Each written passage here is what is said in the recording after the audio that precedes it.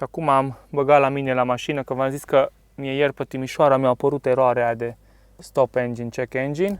Dar noi acum e prima oară când ne vedem cu el live, tot am mai comunicat și am întreținut convorbiri și video și telefonice, dar nu am apucat să ne vedem, că și el e transalpist și mai nou și dubițar. Ihi, ce faină e coborârea pe Pajiște. Acolo deja se pregătește focul, numai că nu prea avem grătar la noi, că s-a uitat acasă. Vedem ce variante găsim.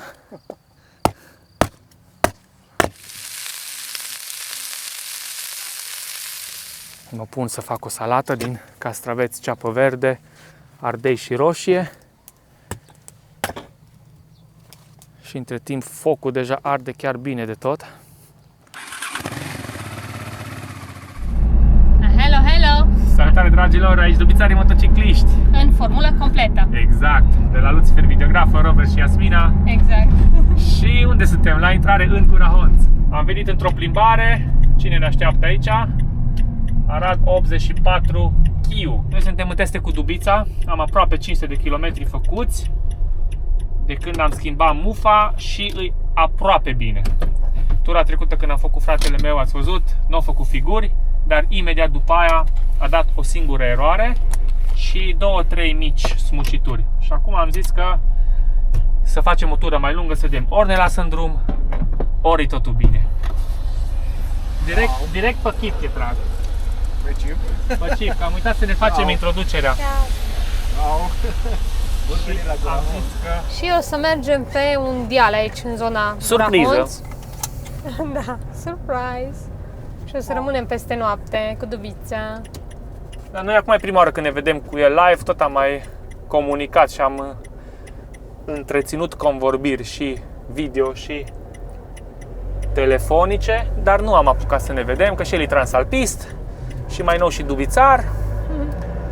Și am zis, bun, eu mai vreau să fac kilometri cu dubița să vedem dacă ne face figuri, că de la Arad până aici ne-a făcut o singură dată foarte puțin, o mică întrerupere. Pe urcare. Da. Și acum am zis, bun, hai să riscăm, să vedem ce se întâmplă. Venim până aici, mergem acasă. Ieri am fost la Timișoara. Aia înseamnă Arad-Timișoara dus întors 100 de kilometri. După masă am fost până la Pâncota, aia iar înseamnă 100 de kilometri. Și nu a făcut figuri. Și atunci am zis, mă, dar ceva aici nu se leagă. Cum? Ba face figuri, ba nu face figuri. Da, nu m-aș pune să desfac tot. Adică să desfac, dacă aș putea să desfac. Și garantată treaba că pot să scot injectorul 2. Dus la rectificat și făcut și ok. Dar dacă nu iasă, dacă se rupe în el, dacă alea, atunci... Da. Vedem unde ne duce, mergem după el acum. Stăm peste noapte, facem ceva mâncărică, mai povestim și vă ținem la curent. Vă arătăm și vouă ce facem. O chestie faină, are ceva sculă și-o cumpărat de pe EMAG din asta tester de mașină. Și au zis că e universal și că o mai testat și pe alte mașini și că e foarte fain. Eu chiar am eroare acum, pentru că de când am schimbat mufa, o singură dată mi-a dat eroarea efectiv pe bord cu stop engine și check engine. Așa că cu ocazia asta o să testăm cu scula lui. Dacă pot să citesc eroarea, să o văd ce îi și pot să o anulez, o comand și eu. Astăzi fiind sâmbătă, îi dau direct comandă și poate undeva pe marți o și avem și atunci undeva pe miercuri, dacă totul merge bine, să putem pleca în țară. Vedea. Am făcut stânga aici acum în Gura Honț. Chiar la ieșire, nu ne-am mai dus spre vârfurile. Și ne ținem după el, o zis că o să fie un pic de urcare, ceva șanțuri de trecut. Va fi interesant. Chiar mă bucur că ne-am văzut și ne-am sincronizat așa fără prea multe planuri. Eu mă bucur că o să stăm un pic în natură. Mi-a fost dor. Uite făcuțele. Avem emoții cu mașina acum, nu? Ce urcare faină aici. Dăm cu a treia. Suntem în Hai, Alpule, fie ca Transalpul. Iosaș. Losaș sau Iosaș? Ăla cred că e mare. Iosaș. Bun. Începem. Da, da. Uite ce frumos e Citroen jumperul lui. Mai Scurioasă. mare decât Vivaro nostru, e și mai lat și mai înalt. Scurioasă cum e înăuntru. El e în plin proces acum de făcut înăuntru.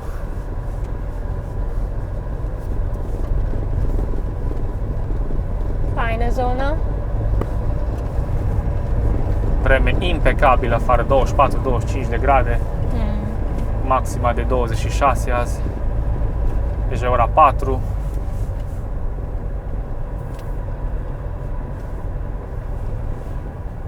Uite acolo un steguleț. Tare. Aici ne-a zis el ceva de niște șanțuri. Se pare că despre asta e vorba. De astea zicea el că-s 2 șanțuri de trecut. Dar nu pare să fie nimica grav. Trece dubița lejer. Un pic ne hâțâie stânga-dreapta. Uite, asta pare al 2-lea șanț aici.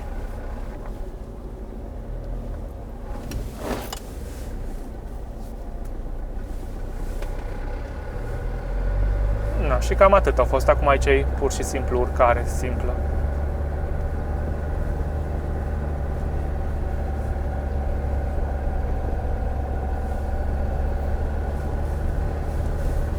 Wow, ce fain se vede aici! Ce fain e! Da, uite priveliștea aici în partea ta dreaptă, e superb. Foarte fain. Și aproape de casă. Cred că acolo în capăt ne duce sus, că urcăm pe un deal și mergem până sus. Zilele trecute a mai plouat pe aici, acum vreo, cred că 3 zile, 4 zile, dar uite că a ieșit soarele și s-a uscat, e foarte fain. El e bine că e de acasă și știe fiecare găurică, fiecare șănțuleț pe aici.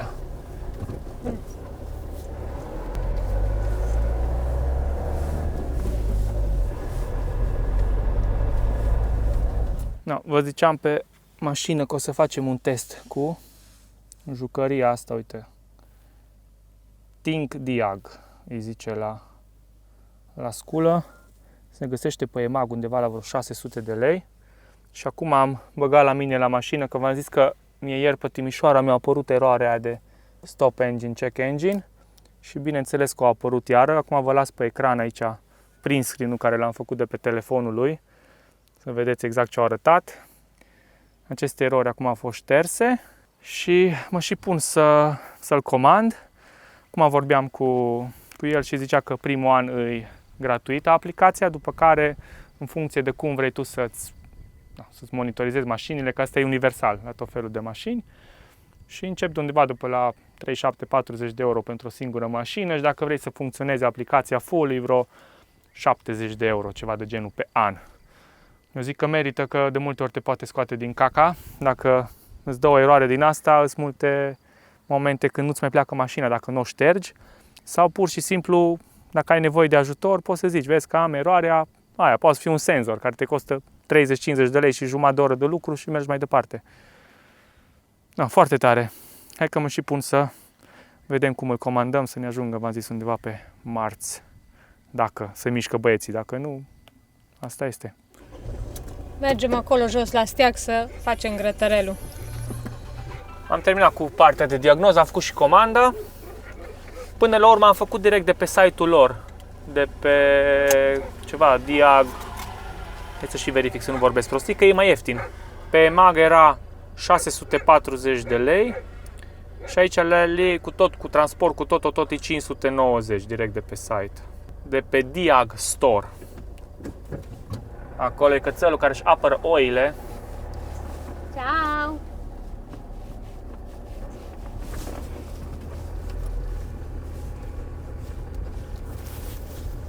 Și acum ne spunea că aici mai jos, iar la vreo 200 de metri, nu bate vântul, nu suntem chiar pe coamă.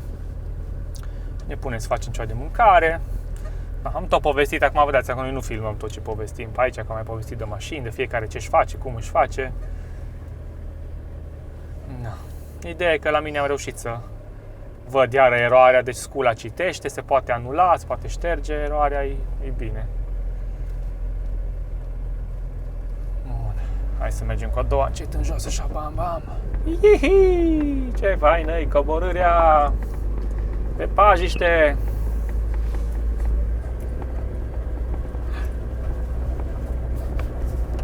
Asta e locația de aici, de la steag, cum se numește. Acolo sunt niște butuci fain, poți să stai. Aici ne flutură steagul. Vremea e impecabil de frumoasă. Acolo deja se pregătește focul. Numai că nu prea avem grătar la noi, că s-a uitat acasă. Vedem ce variante găsim.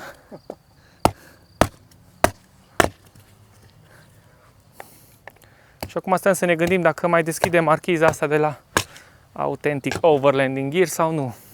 Că e plăcut afară și norat, nu-ți bate soarele în cap. Nu cred că e neapărat necesar. Oricum, dacă vă place, găsiți în descriere link-uri spre multe chestii faine de la noi. Poate nu ați mai văzut de mult ce avem noi pe aici prin spate cu scara asta de la Maki și spray. Dacă intrați pe Maki Shop, aveți la orice produs 5% reducere cu Luții 5.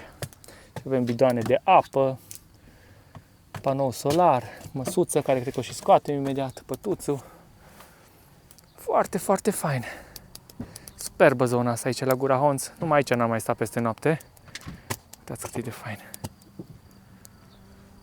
Le vedeți așa, side by side aproape cu Citroen Jumper. E foarte fain, e Maroc. Mă, nu are o să vă filmez înăuntru că tot e în lucru. Dar se poate sta în picioare în el. E mai lat decât la noi. Iasmina ne arată aici cărnița. De la Lidl am luat ceva frigărui. De fapt nu neapărat frigărui, că e simplă. E doar carne de porc cu șunculițe, costiță, un pic de grăsime pe el. Mă pun să fac o salată din castraveți, ceapă verde, ardei și roșie. Și între timp focul deja arde chiar bine de tot. Să vedem dacă ne punem tigaia în foc sau o facem pe butelie.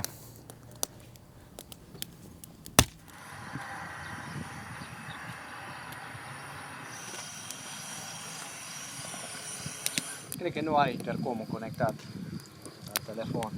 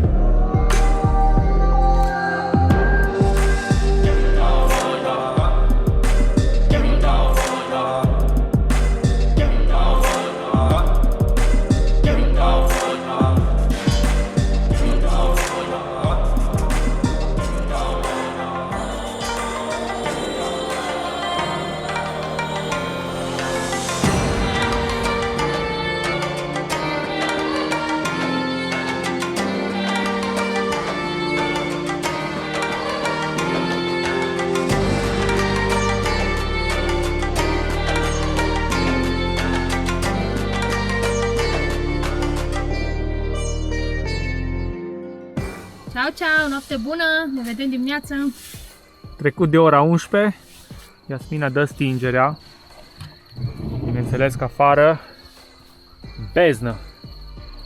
Și am rămas numai noi doi și cu dubițele. Și în jos în zare ce avem? Gura Honț. Stegulețul, care nu se vede acum. Luna semi-mică. Și ea ca aici. Noapte bună! Omul care dă stingerea. Ciao, noapte bună! Ne auzim dimineața, fraților, că nu mai putem de somn. Am zis că mă pun să mai copiez material, nu mai fac nimic. Vorba aia, tragem o pișare și la somn. Ne vedem dimineața la un mic dejun și mai povestim. Ciao! Bună dimineața, Gura Honț! Salutare la toată lumea de pe orice meleaguri ar fi. Ora 9 deja. Ne-am trezit de pe la 8, dar mai stat un pic pe aici, am mai butonat telefonul, am mai verificat mesajele, un alta. Și e timpul să ne trezim, să ieșim din dubita ta de frumos afară. Foarte fain. Mergem să facă Iasmin o cafea, eu un cappuccino. De fapt, o ciocolată caldă. Da, eu o cafea și Robert un cappuccino. Acolo mi-a stat gândul că aș testa și eu unul. Hai că testezi. Și mergem către Căș. Să vedem pe ce rută mergem. Că mergem încolo spre zona aia de Dieci și să ieșim la Sebi și bucata aia nouă de drum care e deja de vreo 2 ani, dar noi n-am apucat să mergem pe ea. Și bineînțeles să vedem ce figuri face Dubița, dacă mai face. Dacă face... Transal, venim! Bine, hai afară la aer. Haideți afară, haide, gata.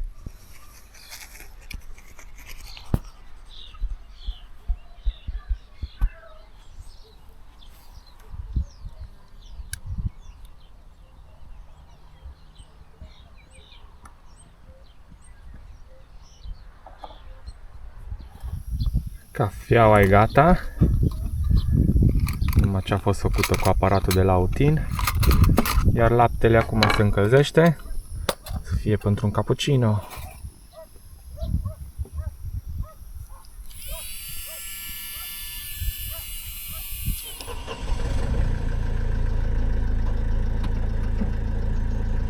E ora 10 și ne pornim încet spre casă. Pa, loc fain! Aici, la Gura Honț!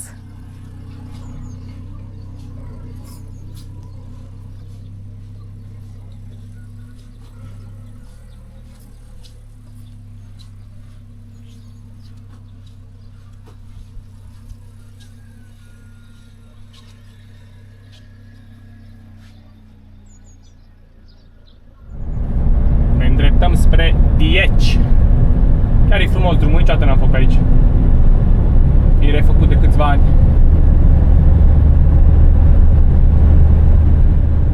Am ajuns! Suntem înapoi în Arad, ora 12. Și de când am schimbat mufa, avem aproape 600 de kilometri făcuți, timp în care o singură dată a apărut eroarea fizic în bord și am simțit de 2, 3, 4, așa mici chestii. Nu știu, eu cred că totuși, cred că plecăm. Pe marți, pe miercuri, cumva, cred că... Stați aproape și vedeți dacă îmi pleca somnul. Acum, Nici vedem. noi nu știm. Nici noi nu știm. Așa rău e să nu știi ce să faci. Da. Urmăriți-ne și veți vedea. Mulțumim că ne-ați urmărit și până acum. Nu. Știm că e un pic derutant acum cu toate episoadele astea de teste, dar fac parte din program. Și am un mesaj pentru cei care spuneți că toată ziua buy me a coffee. Buy me a coffee, cumpărați-mi o cafea, ce să zic, nu. Asta e. Asta e viața. Exact. Nu vă place, schimbați canalul. Salutare, numai bine. Ciao, like, comment, subscribe, vă mulțumim. Și ciao. mulțumim lui Ulianu pentru primirea faină la Gura Honț. Și pentru prietenii lui, foarte fain. Mulțumim, ciao.